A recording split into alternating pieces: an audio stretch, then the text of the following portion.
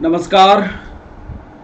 मैं doctor Ramanivas Sharma Raman YouTube channel पर science और टेक्नोलॉजी के इस आंसर राइटिंग सेशन में और एमसीक्यू सेशन में बच्चों आप सभी का बहुत बहुत स्वागत है।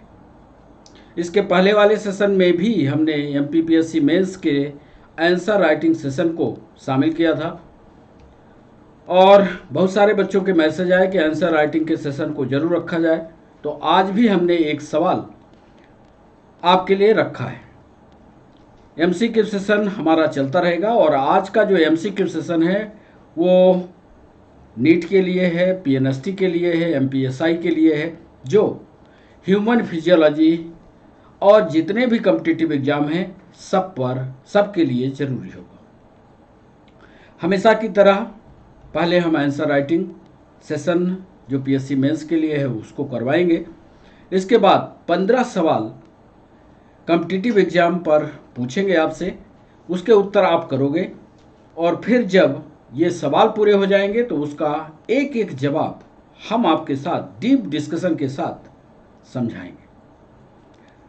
सेशन की शुरुआत करें उसके पहले आपको बता दें कि जब आप लाइव होइए तो सेशन के अंत तक बने रहिए, क्योंकि थ्योरेटिकल डिस्कशन जो हम करते हैं उससे आपकी थ्योरी जो है वो मजबूत हो जाती है। तो थ्योरेटिकल डिस्कशन को पढ़ने के लिए आपको सेशन के अंत तक जुड़े रहना पड़ेगा, तभी ये बात समझ में आएगी। आंसर राइटिंग सेशन में एक सवाल आज भी हम यूपीएससी में पूछे गए उस सवाल को आज लिखने वाले हैं।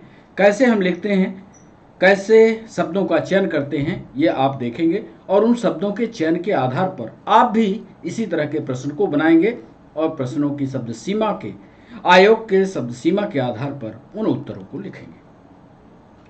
सेशन की शुरुआत करें उसके पहले आपको बता दें कि चैनल को सब्सक्राइब करना, चैनल को लाइक करना और चैनल को शेयर करना ये आपकी जिम्मेदारी है।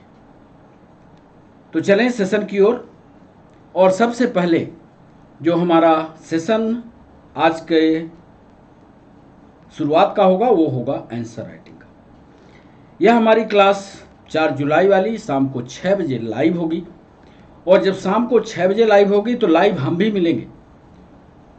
यदि आपको कोई सवाल पूछना है तो कमेंट बॉक्स का उपयोग करिएगा, आप हमसे सवाल पूछिएगा। साइंस और टेक्नोलॉजी का कोई भी सवाल यदि आप पूछेंगे जुड़ा हुआ इससे जो आज का चैप्टर है उसका भी जवाब तो देंगे ही देंगे। इसके अलावा साइंस और टेक्नोलॉजी में फिजिक्स का कोई सवाल, केमिस्ट्री का कोई सवाल, बायोलॉजी का कोई सवाल, कंप्यूटर का कोई सवाल, कोई भी टेक्नोलॉजी का सवाल, कोई भी इन्वायरमेंट का सवाल आप पूछेंगे उसका भी जवाब हम आपको देंगे। तो आंसर राइटिंग सेशन के लिए आज एक सवाल जो आपकी यूपीएससी के एग्जाम में पूछा गया वो पहले हम आपको सवाल बताते हैं। सवाल था मिशन, पहले सवाल आप नोट करिए, मिशन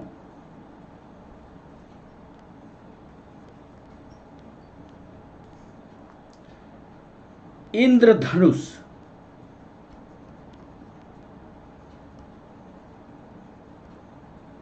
मिशन इंद्रधनुष का महत्व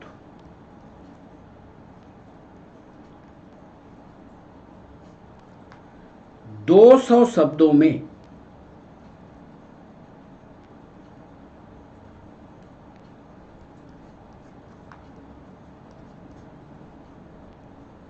स्पष्ट कीजिए।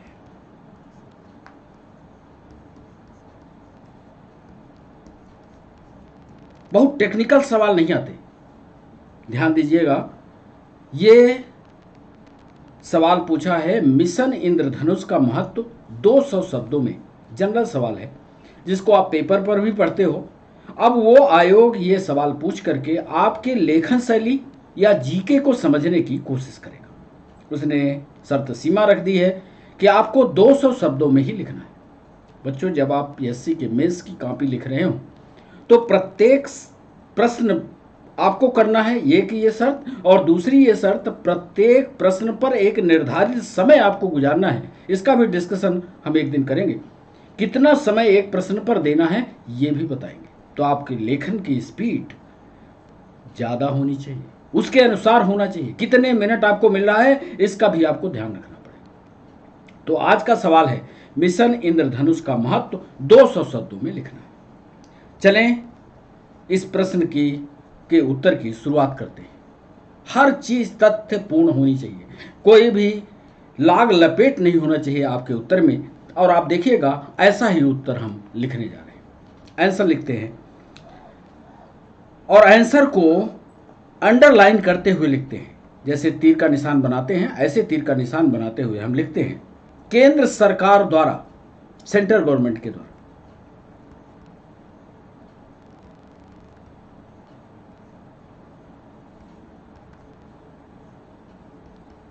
केंद्र सरकार द्वारा पिछले 33 वर्षों से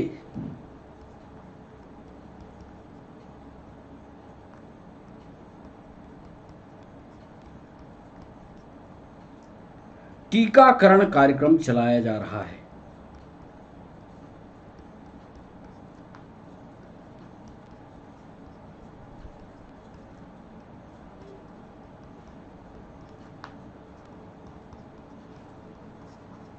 देखिए तथ्य था 33 वर्षों से सरकार जो है टीकाकरण कार्यक्रम चला रही है, किंतु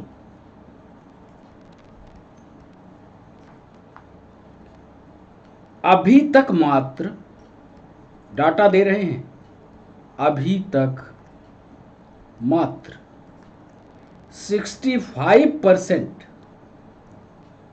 बच्चों को ही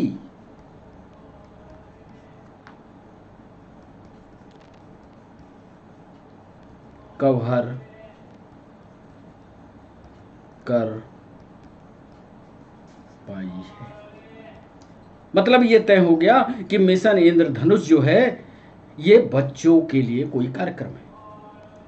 33 वर्षों से सरकार इस पर काम कर रही है, लेकिन अभी तक जो डाटा की रिपोर्ट है ये बता रही है कि अभी तक 65% बच्चों को ही कवर कर पाई है। इसीलिए उसी लाइन में लिख रहे हैं, इसीलिए टीकाकरण कार्यक्रम को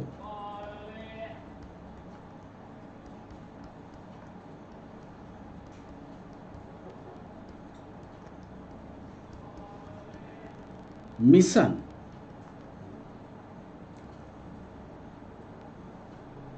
के रूप में शामिल करने पर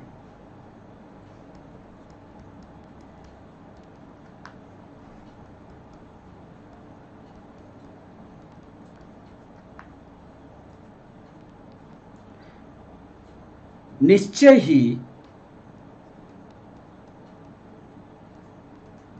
ये मेरी भाषा है, निश्चय ही अधिकाधिक बच्चों तक पहुंचा जा सकेगा। ये हमने पहला पॉइंट आपके लिए लिखा। केंद्र सरकार द्वारा पिछले 33 वर्षों से टीकाकरण कार्यक्रम चलाया जा रहा है, अभी तक मात्र 65% बच्चों को ही कवर कर पाई है सरकार, किंतु अभी तक सरकार मात्र 65% बच्चों को ही कवर कर पाई है। इसलिए टीकाकरण कार्यक्रम को मिशन के रूप में शामिल करने पर निश्चय ही अधिकाधिक बच्चों तक पहुंचा जा सकेगा। दूसरा महत्वपूर्ण लाइन, इस मिशन के प्रथम चरण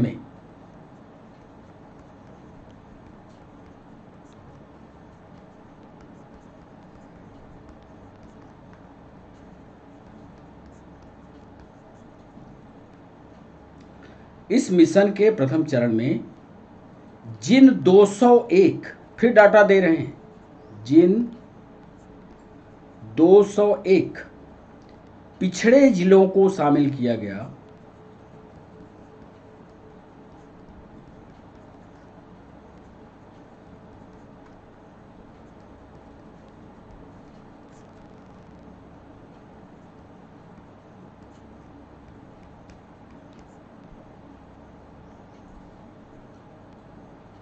उन्हीं जिलों में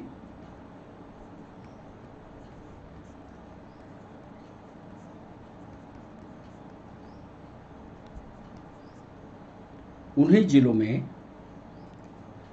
टीकाकरण से आंशिक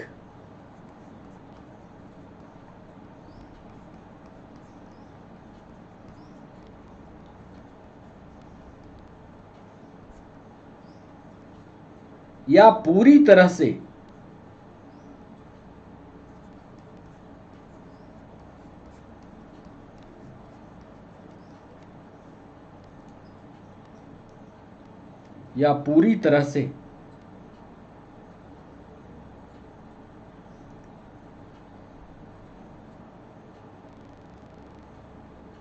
दूर रहने वाले, पूरी तरह से दूर रहने वाले देश के 50% बच्चे निवास करते हैं।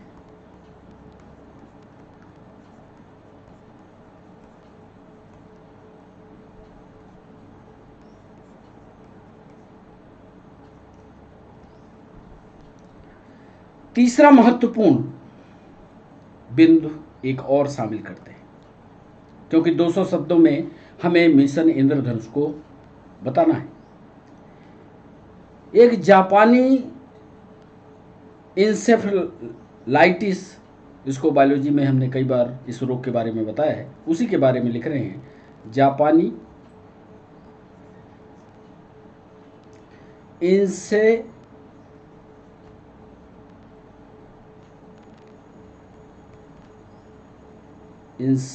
इंसेफेलाइटिस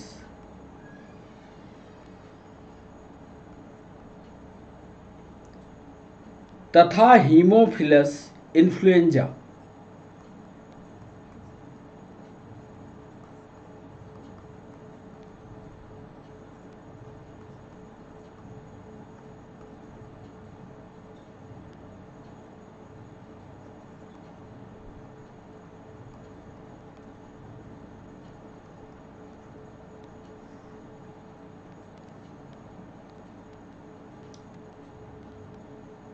बी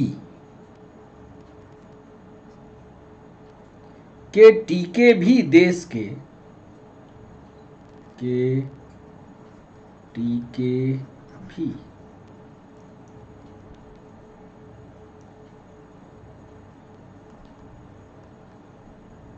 देश के उन राज्यों में उपलब्ध कराए जाएंगे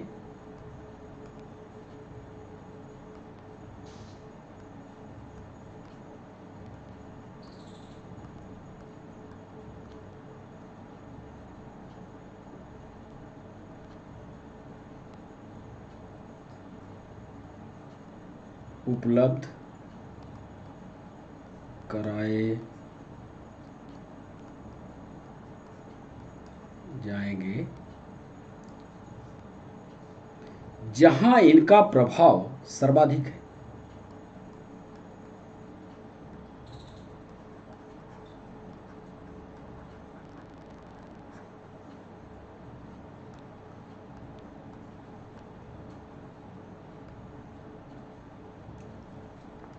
जहां इनका प्रभाव सर्वाधिक है, जापानी इंसेफेलाइटिस तथा हीमोफिलस इन्फ्लुएंजा बी के भी टीके देश के उन राज्यों में उपलब्ध कराए जाएंगे जहां इनका प्रभाव सर्वाधिक है, जैसे उत्तर प्रदेश। अगला पॉइंट, अगले वर्ष के, इधर कागज नहीं, इधर लिख लेते हैं, ये प्रश्न रहेगा, याद रखिएगा, इसके नीचे लिख देते हैं। अगले वर्ष के अंत तक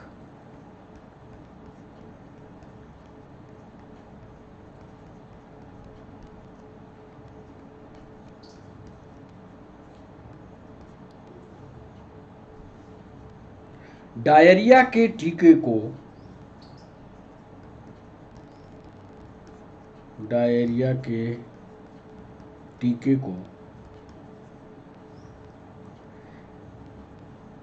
इसके तहत शामिल किया गया है, इसके तहत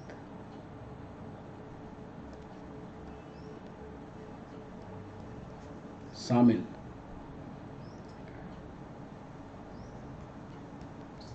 किया जा सकता है।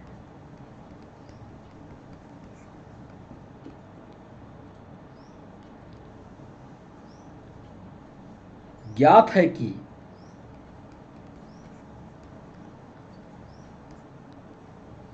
डायरिया से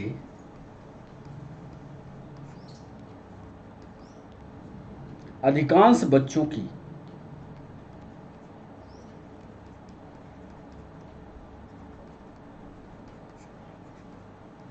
मौत हो जाती है।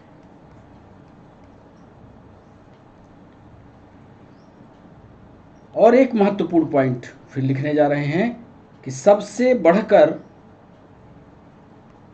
महत्व लिख रहे हैं, ध्यान रखना, सबसे बढ़कर मिशन इंद्रधनुष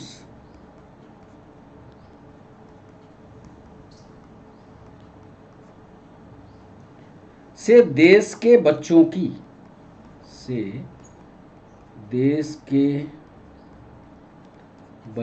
की मृत्यु दर को रोकने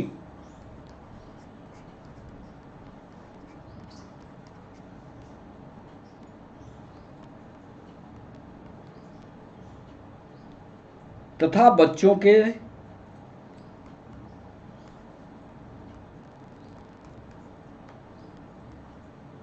के स्वस्थ विकास को सुनिश्चित करने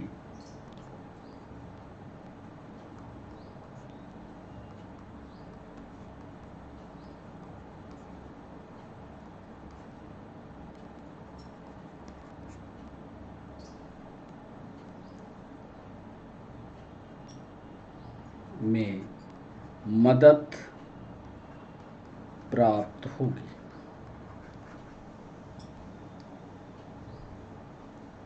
अब अंतिम लाइन पर आ रहे हैं, क्योंकि 200 शब्दों की सीमा के करीब अब हम पहुंचने वाले हैं। इस प्रकार यह स्पष्ट है कि मिशन इंद्रधनुष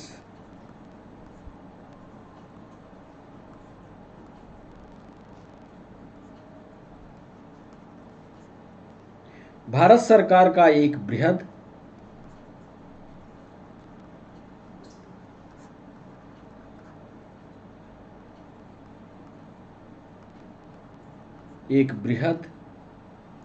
और महत्वाकांक्षी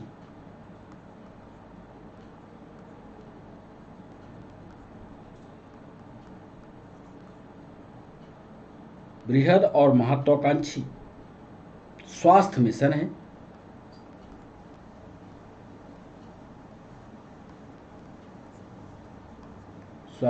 है। अब उसी लाइन को कंटिन्यू करिएगा, इस पेज पर आइएगा, यहां लिख रहे हैं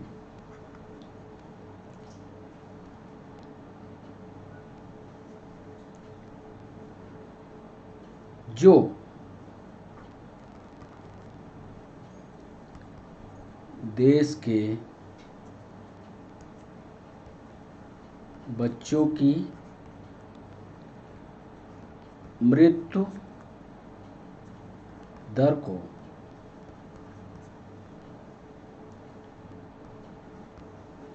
कम करेगा। अब यहां आप देख रहे होंगे कि हम मिशन इंद्रधनुष का काम लिख रहे हैं। आज आखिरकार इसका फंक्शन क्या है? जो देश के बच्चों की मृत्यु दर को कम करेगा। इससे भारत को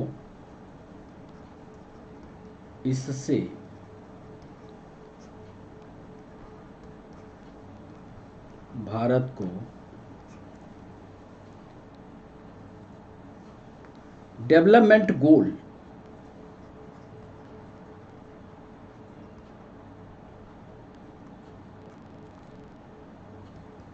आप हिंदी में लिखिएगा, जो बच्चे होंगे तो डेवलपमेंट भी हिंदी में हो।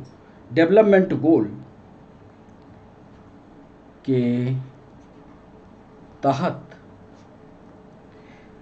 निर्धारित लक्ष्य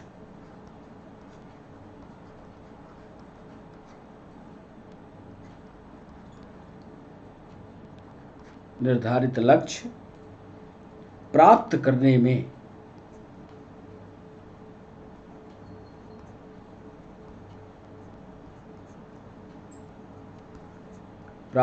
में भी महत्वपूर्ण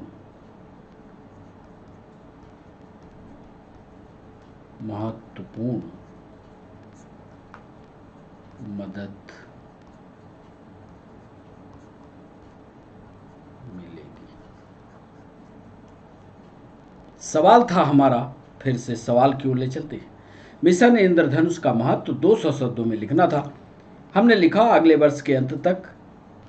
हमने लिखा ये उत्तर यहाँ से सुनना शुरू करना है कि केंद्र सरकार द्वारा पिछले 33 वर्षों से टीकाकरण कार्यक्रम चलाया जा रहा है, किंतु अभी तक सरकार मात्र 65% बच्चों को ही कवर कर पाई है। इसलिए टीकाकरण कार्यक्रम को मिशन के रूप में शामिल करने पर निश्चय ही अधिकाधिक बच्चों तक पहुंचा जा सकेगा। इस मिशन के प्रथम चरण में 201 पिछड़े जिलों को शामिल किया गया है। उन्हीं जिलों में टीकाकरण के आंशिक या पूरी तरह से दूर करने वाले देश के 50% बच्चे निवास करते हैं। जिन 201 जिलों को शामिल किया है ना, उसमें ज़्यादातर बच्चे 50% बच्चे उन्हीं गांवों में हैं। जापानी इंसेफेलाइटिस और हीमोफिलस इन्फ्लुएंजा बी के टीके भी देश के उन राज्यों में उपलब्ध कराए जाएंगे जहां इनका प्रभाव सर्वाधिक होगा। फिर हमने लिखा कि अगले वर्ष के अंत तक डायरिया के टीके को भी केंद्र सरकार चाह रही है कि इसमें शामिल कर दिया जाए। ज्ञात है कि डायरिया से अधिकांश बच्चों की मौत होती है। सबसे बढ़कर मिशन इंद्रधनुष से देश से बच्चों की मृत्यु दर को घटाना है। बच्चों के स्वस्थ विकास को सुनिश्चित करने में मदद मिलती है। इस प्रकार यह स्पष्ट है कि मिशन इंद्रधनुष भारत सरकार का एक बृहद और महत्वाकांक्षी स्वास्थ्य मिशन है, जो देश के बच्चों की मृत्यु दर को कम करेगा। इससे भारत को डेवलपमेंट गोल के तहत निर्धारित लक्ष्य प्राप्त करने में महत्वपूर्ण मदद मिलेगी। कोई इसमें लाग लपेट नहीं है, सिर्फ अपनी भाषा में जो प्रेजेंटेशन है वो हमने कर दिया है। उसी तरह से आपको पहले थ्योरी को पढ़ना है और अपनी भाषा में उसको सजाना है और उसी भाषा में लिख देना। गिनिएगा, 200 के आसपास ये शब्द पहुंच गए होंगे और गिन करके फिर हमें मैसेज करिएगा कि सर जो आपने लिखा था वो 200 में है या नहीं। तो MPPSC मेंस का ये इस तरह से आपकी तैयारी वो होनी चाहिए। इस तरह से आप उसकी तैयारी करें। और कोई यदि सवाल आपके दिमाग में चल रहा है या आपने कोई सवाल सोचा है तो ज़रूर आप हमें मैसेज करके और बताइएगा, हम उसमें आपकी मदद करेंगे। या आप जिनको ये कुछ ऐसे बच्चे हैं जिनको ये है कि हम PSC की प्री को क्वालिफाई करके मेंस बनाएंगे, तो वो अपनी तैयारी को आगे इसमें कंटिन्यू करें। तैयारी जब कंटिन्यू करेंगे आप तो 2 फायदे इसके होंगे। एक फ़ायदा तो ये कि आपका एक कंप्लीट नोट तैयार हो जाएगा, किसी भी साइंस का हो, टेक्नोलॉजी का हो, किसी का भी हो, तो एक कंप्लीट आप नोट तैयार कीजिए इसके। और जब कंप्लीट नोट आपका बन जाए तो 1 बार 2 बार 3 बार इसको लिखने की कोशिश करिए। जब 2-3 बार इसको लिखेंगे तो आपका ये बढ़िया से तैयार हो जाएगा। अब चलते हैं MCQ सेशन की ओर। MCQ सेशन में बढ़ें उसके पहले आपको आज बता दें कि आज हमने ह्यूमन फिजियोलॉजी पर सवाल तैयार किए हैं। ह्यूमन फिजियोलॉजी पर आज सवाल हम आपसे पूछने वाले हैं। ह्यूमन फिजियोलॉजी आपने पढ़ ली होगी, ये हम आशा कर रहे हैं। तो पहला सवाल आपके स्क्रीन पर दें।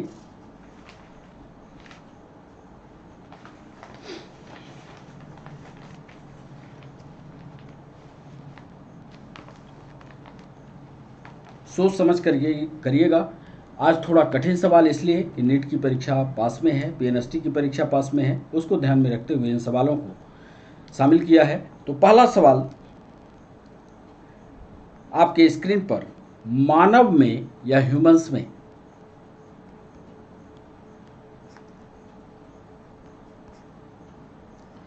कौन सा एक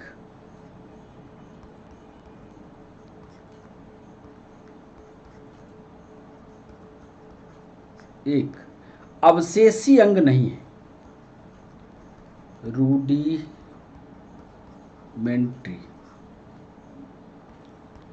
ऑर्गन नहीं है। मनुष्य में आपको बताना है, जो हम अंग लिखने जा रहे हैं, कौन सा अवशेषी अंग नहीं है। ध्यान से जवाब दीजिएगा। पहला दे रहे हैं वर्मीफॉर्म अपेंडिक्स, बी ऑप्शन दे रहे हैं इपीग्लॉटिस, सी ऑप्शन दे रहे हैं मसल्स ऑफ पिन्ना, ये जो कान होता है ना, कान में पाई जाने वाली मसल्स, और डी ऑप्शन दे रहे हैं आपको प्लिका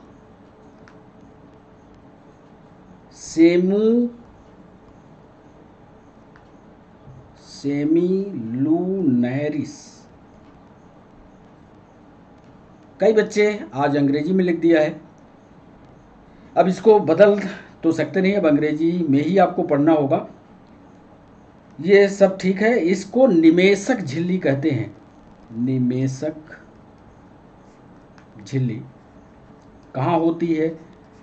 यदि आपने हमारे सेशन को कभी पढ़ा होगा तो ये आँख में एक रचना पाई जाती है, और इसका विस्तार से डिस्कशन आगे हम शामिल करेंगे। ये सवाल नीट में पूछा गया। दूसरा सवाल, एक बच्चा है जिसका नाम आकाश है। आकाश ने मांसपेशियों की,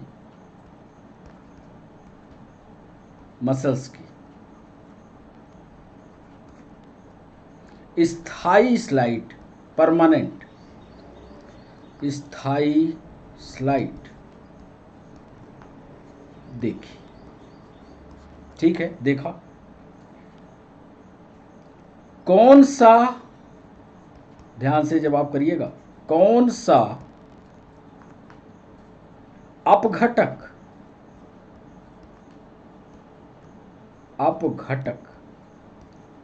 या घटक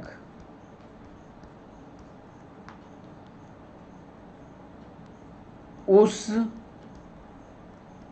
स्लाइड में नहीं होगा? पीएनएसटी का सवाल। ए, क्या वो न्यूक्लियस यानी केंद्रक है? क्या वो मसल्स है? तो आप जानते हो, मसल्स को पढ़ा होगा, तो उसमें डार्क बैंड होते हैं। क्या वो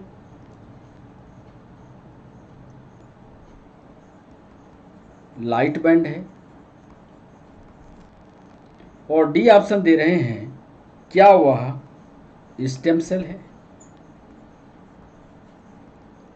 फिर सवाल पूछा, आकाश ने मसल्स की एक स्थायी स्लाइड देखी, परमानेंट स्लाइड देखी, कौन से घटक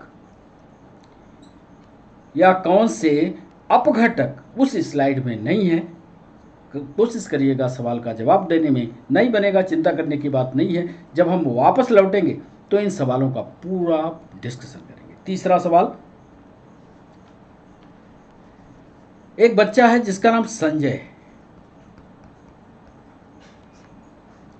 संजय ने एक अस्थायी स्लाइड या टेम्पररी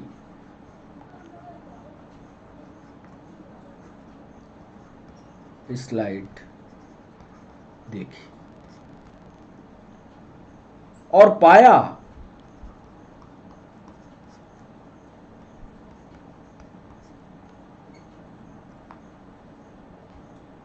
कि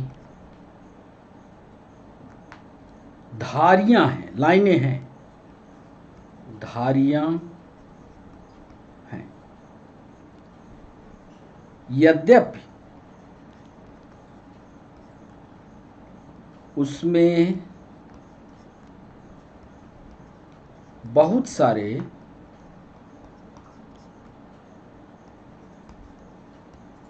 केंद्रक पाए। यद्यपि उसमें बहुत सारे केंद्रक दिखे।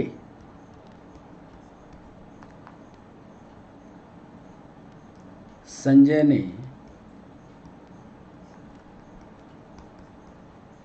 क्या देखा होगा?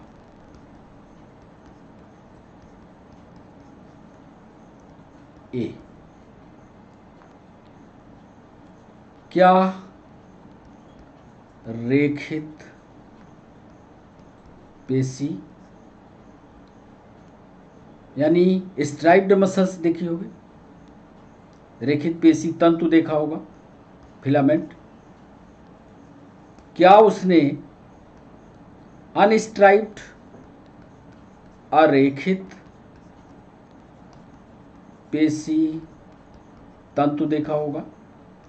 सी ऑप्शन में दे रहे हैं आपको, क्या वह नर्व सेल देखा होगा, यानी क्या वो तंत्रिका कोशिका देखा होगा, या फिर संजय ने कुछ नहीं देखा? नहीं बनेगा, चिंता की बात नहीं है। अब चूंकि ये परीक्षा में पूछा गया है इसलिए हम भी आपसे पूछ रहे हैं, ज़रा कोशिश कीजिएगा। जिन लोगों ने प्रैक्टिकल किया होगा, जिन्होंने मसल्स पढ़े होंगे, उन्हीं से ये सवाल बनेगा। चौथा सवाल, एक दूसरे के साथ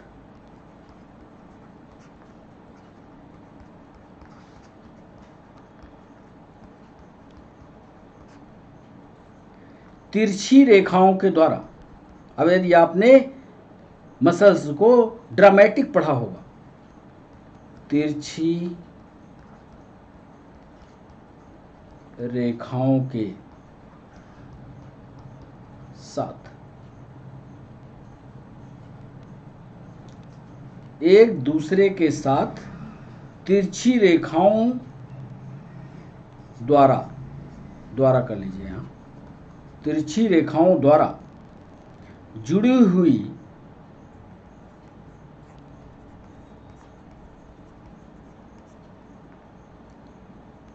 ब्रांच्ड स्ट्राइप्ड फिलामेंट, ब्रांच्ड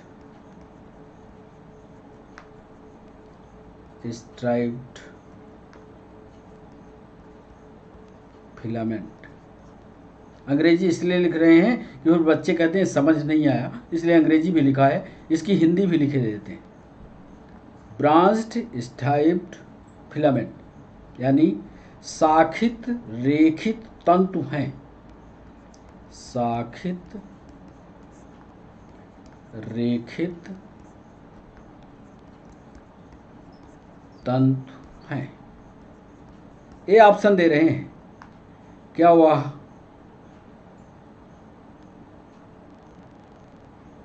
हृदय पेशी तंतु है, हृदय पेशी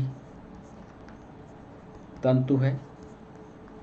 बी ऑप्शन दे रहे हैं, क्या वह रेखित पेशी तंतु है?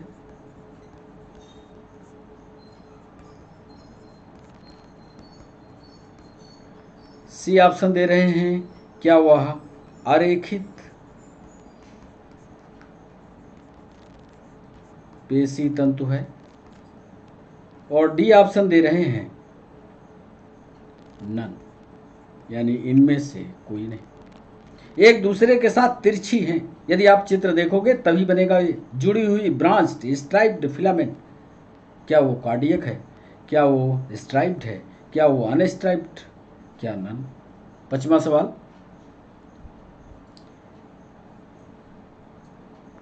तीन हड्डियों की बात कर रहे हैं, ये तीनों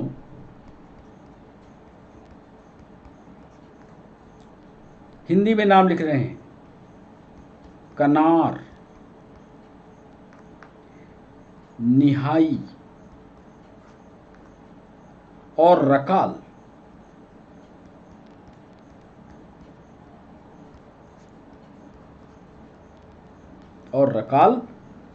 किसके भाग हैं?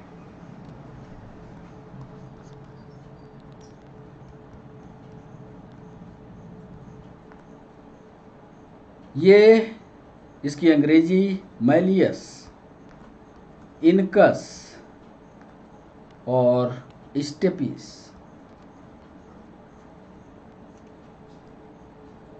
हिंदी में कनार, निहाई और रकाल कहा जाता है। इनको मैलियस, इनकस और स्टेपिस अंग्रेजी में कहते हैं। किसके भाग हैं ये हम पूछ रहे हैं। लिख रहे हैं क्या ये औजार बढ़ई द्वारा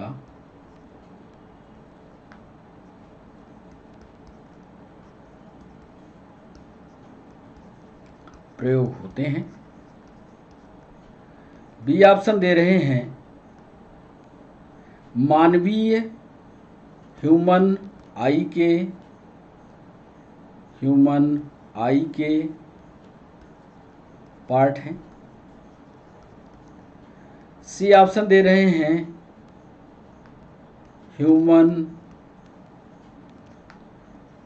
ईयर के पार्ट हैं। और डी ऑप्शन दे रहे हैं ब्लड के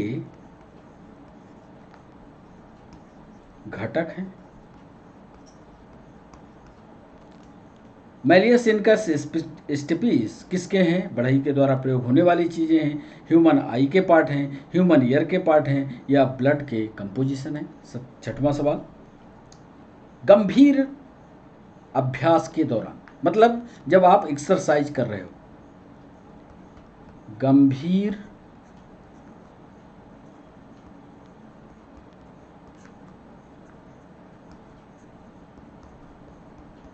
अभ्यास के दौरान पेशी ऐंठन,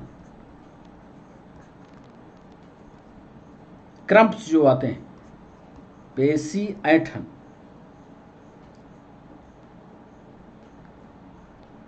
किसके संचयन के कारण, किसके संचयन के कारण होता है?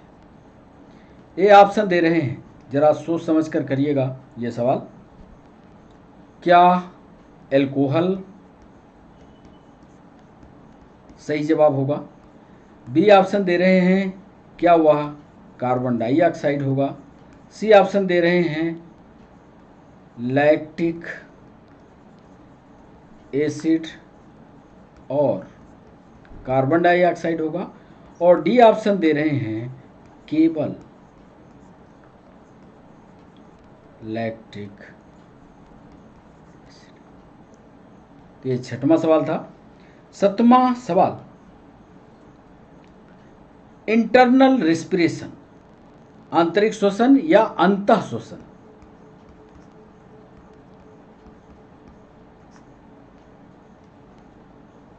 आंतरिक श्वसन या अंतः श्वसन के दौरान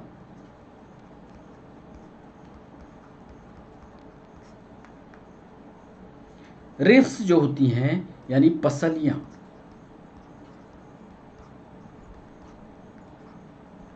आंतरिक श्वसन के दौरान पसलियां, ये कह रहे हैं, ध्यान से देखिएगा, सांस ले लीजिए बल्कि ज़्यादा अच्छा है, बाहर की ओर जाती हैं।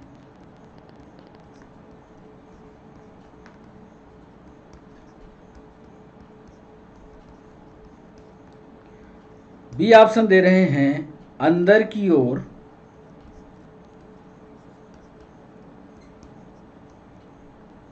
आती हैं। सी ऑप्शन दे रहे हैं ऊपर की ओर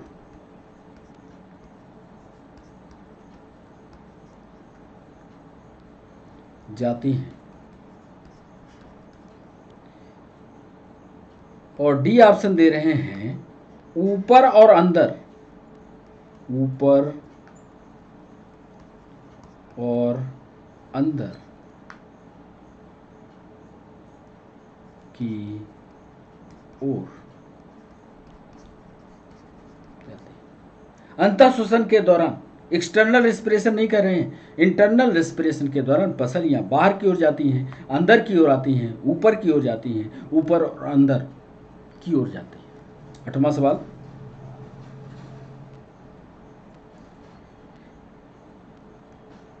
गर्म पानी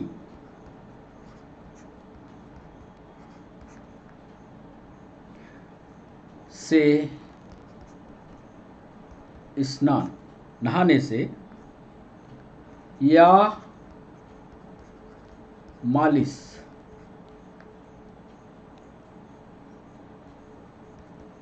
करने से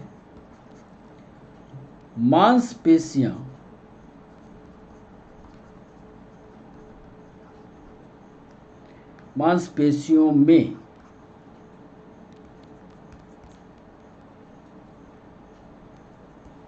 ऐंठन या थकान, मांसपेशियों में ऐंठन समाप्त हो जाती है।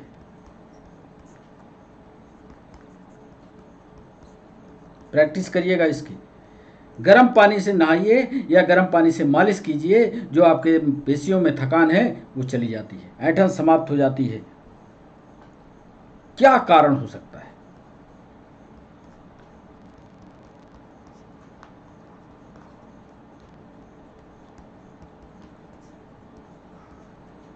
ए ऑप्शन दे रहे हैं, गर्मी व्यक्ति को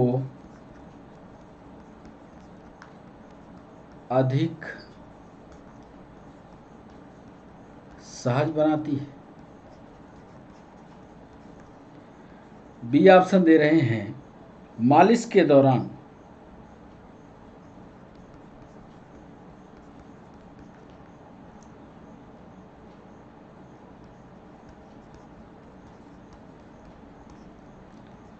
लेप फायदा करता है।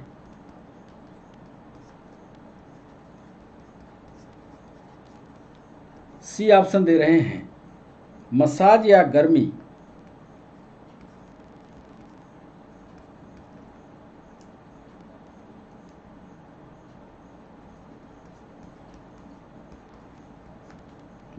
गर्मी प्रभावित हिस्से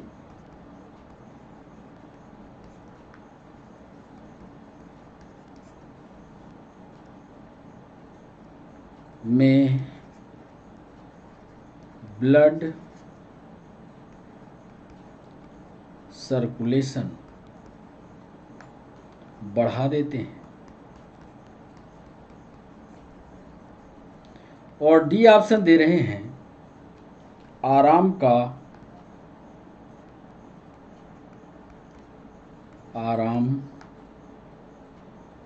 महसूस होता ही नहीं। गर्म पानी से नहाइए या मालिश कराइए, क्या मांसपेशियों की ऐंठन समाप्त हो जाती है? सही कारण चूज करके सभी उत्तर जो हैं, जितने लिखे ABCD, सब उत्तर के करीब हैं। जो सबसे बेहतर उत्तर हो उसको बताइएगा। 9वां सवाल,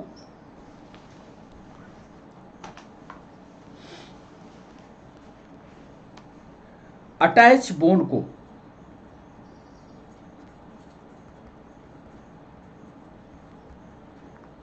या हिंदी आप इसको लिख लें, संलग्न अस्थि। अटैच बोन को साथ खींचकर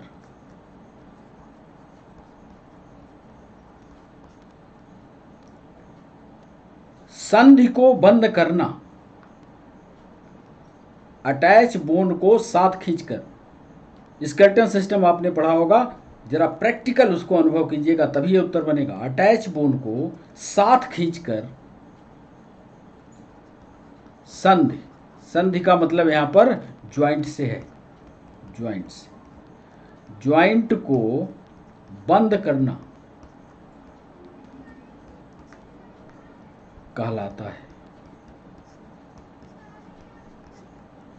ए ऑप्शन दे रहे हैं, क्या वो एक्सटेंशन है, यानी विस्तार है। बी ऑप्शन दे रहे हैं, क्या वो कॉन्ट्रैक्शन है या आकुंचन है।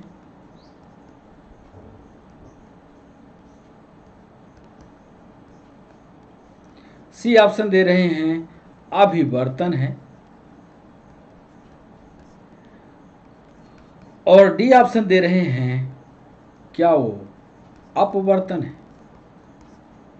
यह था 9वां सवाल कि अटैच बोन को खींच करके ज्वाइंट्स को भर देना, ज्वाइंट्स को बंद करना क्या कहलाएगा। क्या वो विस्तार है, क्या वो कुंचन है, क्या वो अभिवर्तन है, क्या वो वर्तन है। 10वां सवाल, पट्टीदार पेशी के विषय में, स्ट्राइप्ड मसल के बारे में कह रहा है। पट्टीदार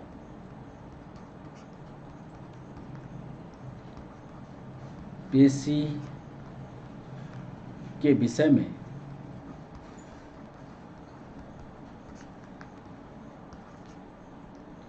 असत्य कथन बताइए, फॉल्स बताना है।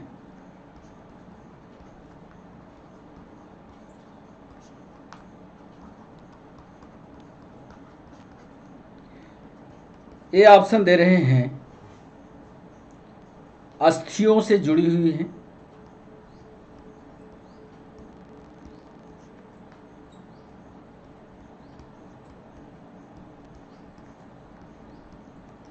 बी ऑप्शन दे रहे हैं, वॉलेंट्री हैं यानी ऐच्छिक हैं। सी ऑप्शन दे रहे हैं, इनवॉलेंट्री हैं यानी अनैच्छिक हैं। डी ऑप्शन दे रहे हैं, क्या वो धारीदार हैं। असत्य कथन आपको बताना है। पट्टीदार के बारे में पूछ रहे हैं, जो स्ट्राइप्ड मसल है उसमें जो गड़बड़ हो वो आप बताइएगा। क्या वो अस्थियों से जुड़ती हैं, क्या वो ऐच्छिक है, क्या वो अनैच्छिक है, क्या वो धारीदार हैं। 11वां सवाल, यह शाखा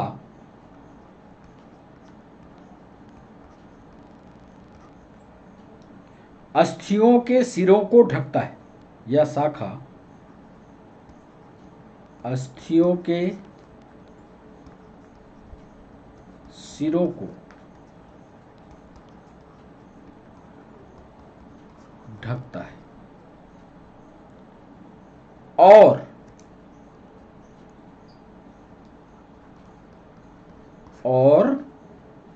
जोड़ों में, जॉइंट्स में, जोड़ों में घर्षण को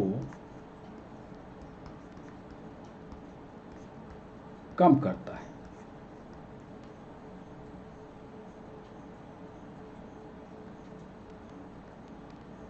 यह ढकने वाला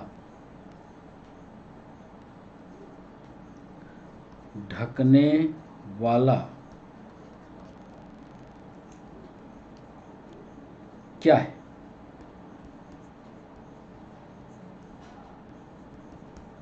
ये ऑप्शन दे रहे हैं, क्या वो अस्थिरज्जु है।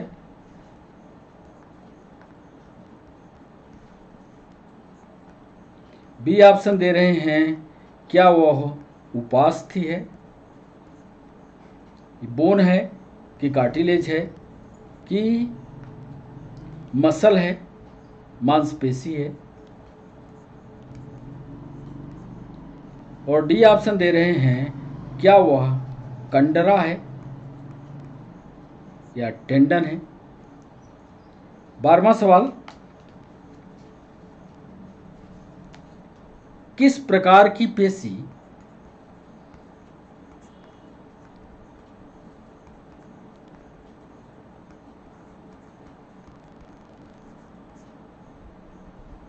लंबी गतिविधि के द्वारा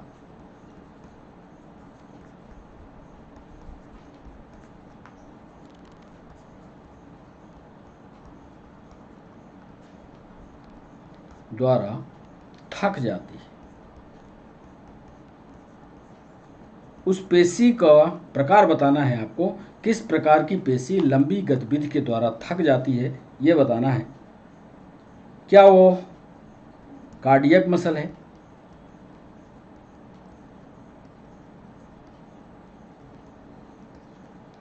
बी ऑप्शन दे रहे हैं, क्या वह स्ट्राइप्ड है या धारीदार।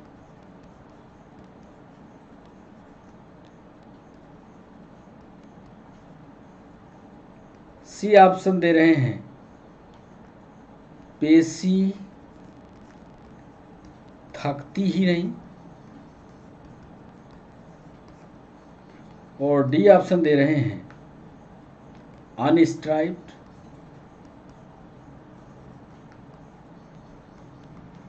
मसल्स। किस प्रकार की पेशी लंबी गतिविधि के द्वारा थकती है, आपको बताना है। कार्डियक है, स्ट्राइप्ड है, अनस्ट्राइप्ड है या पेशी थकती ही नहीं। 13वां सवाल,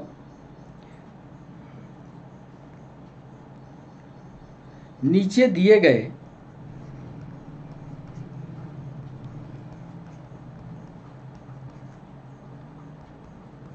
कार्यों में से एक कार्य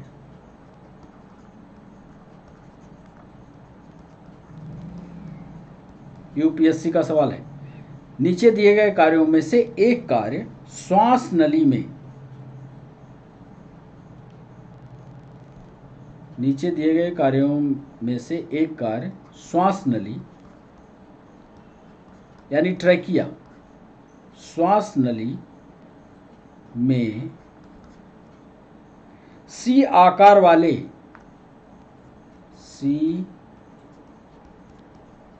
आकार वाले कार्टिलेज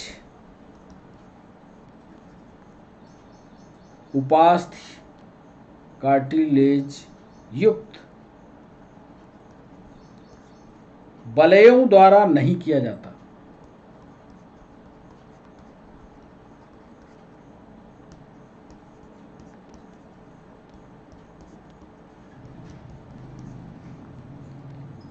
उसे पहचानिए।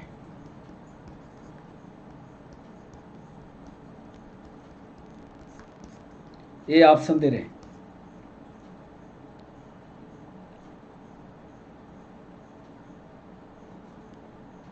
यह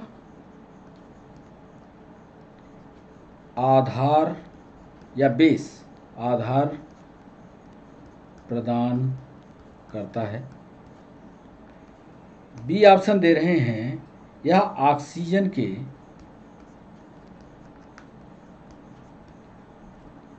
अवशोषण में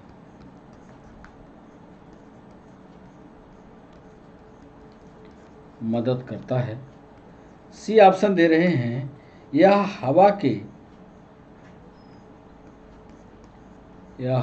के प्रवाह में मदद करता है। डी ऑप्शन दे रहे हैं, यह श्वास नली या ट्रैकिया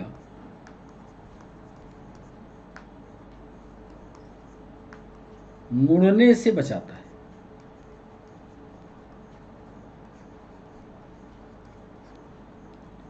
नीचे दिए गए कार्यों में से एक कार्य श्वास नली में सी आकार वाले कार्टिलेज युक्त बलयों के द्वारा नहीं किया जाता। उन्हें पहचानिए। यह आधार प्रदान करता है, या ऑक्सीजन के अवशोषण में मदद करता है, या हवा के प्रवाहन में मदद करता है, या श्वास नली को मुड़ने में मदद करता है। 14 नंबर का सवाल, अस्थि यानी बोन तथा कार्टिलेज, बोन तथा कार्टिलेज निम्न होती है। क्या होती हैं साहब? निम्न होती है। ए ऑप्शन दे रहे हैं, क्या ये स्केलेटल कनेक्टिव टिश्यू हैं?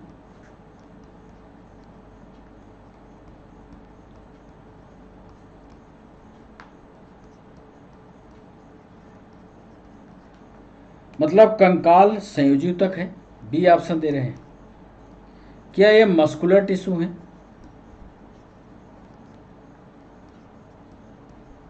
यानी पेशी ऊतक हैं। सी ऑप्शन दे रहे हैं, क्या यह लिक्विड कनेक्टिव टिश्यू है। और डी ऑप्शन दे रहे हैं, क्या ये सॉलिड कनेक्टिव टिश्यू है। हमने पूछा है यहाँ 14वें सवाल पर कि बोन और कार्टिलेज का कंपोजिशन क्या है, क्या वो कंकालीय कनेक्टिव टिश्यू है, क्या वो मस्कुलर है, क्या वो लिक्विड कनेक्टिव टिश्यू है, क्या वो सॉलिड कनेक्टिव टिश्यू है। और आज के अंतिम सवाल आपके सामने, एक अस्थि मतलब एक बोन दूसरी बोन से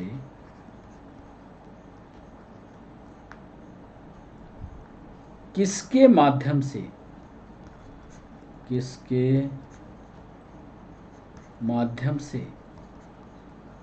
जुड़ती है। ए ऑप्शन दे रहे हैं, क्या वो कार्टिलेज है। बी ऑप्शन दे रहे हैं, कार्टिलेज का मतलब वो उपास्थि है, क्या वो कंडरा है। ये एक बोन दूसरे बोन से, क्या वो कंडरा है। सी ऑप्शन दे रहे हैं, क्या वो स्नायु है।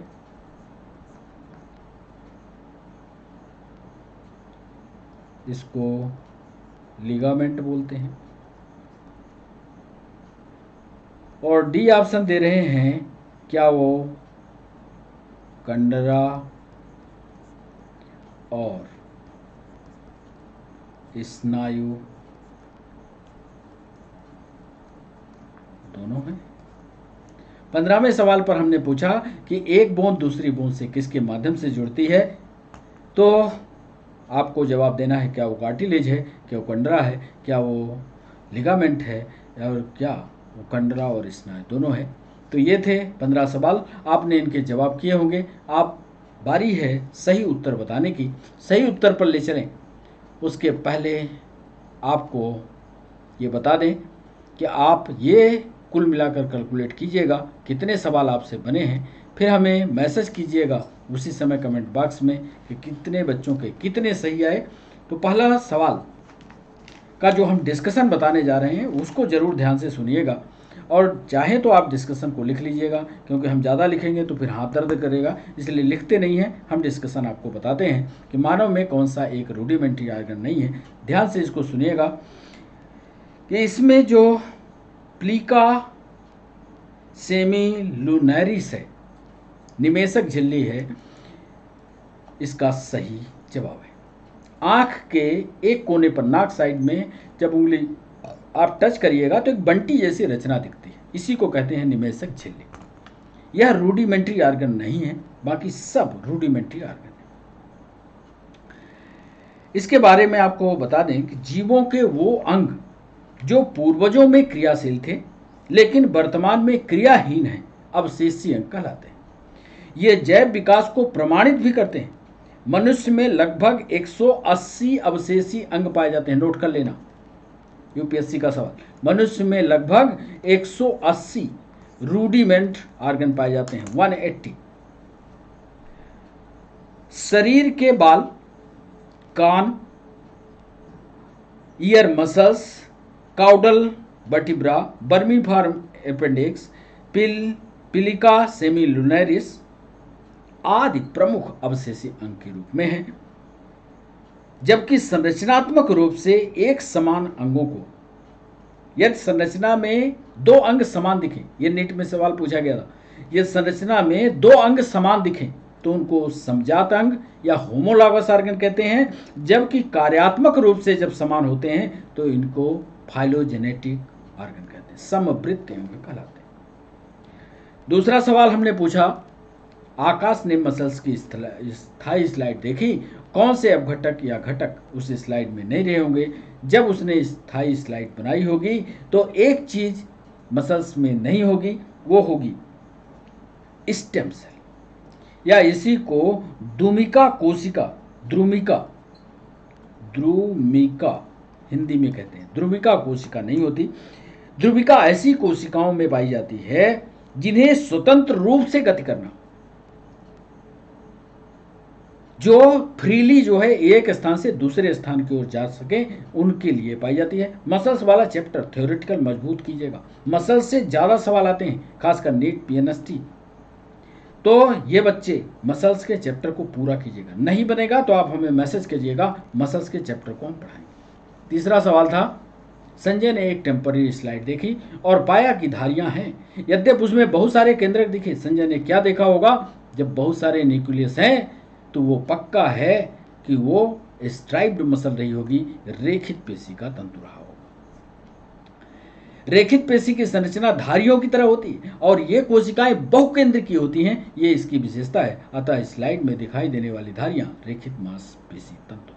चौथा सवाल था, एक दूसरे के साथ तिरछी रेखाओं की तरह